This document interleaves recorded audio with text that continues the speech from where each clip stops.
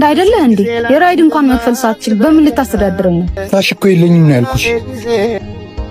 የቆጠረው ስንት ነው? ይሄው 350። እሺ 350 ነው ያልከኝ? 350። 50 ብር ይዘሻል እንዴ?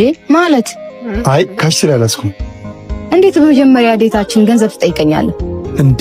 እኔ እኮ ወንድ አይደለ እንዴ? የራይድ እንኳን መክፈል ሳትችል በምን ልታስተዳድረኝ ነው?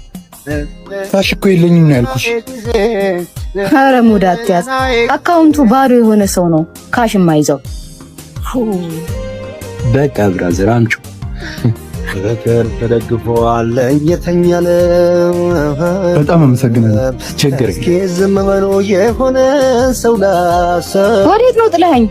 አካውንቱ ላይ ብር የለው ሰው ምን ይሰራልሻል? ስለዚህ እኔ ምንም አላደርግልሽም። አሳዘነኝ ነበር የተንገዳተው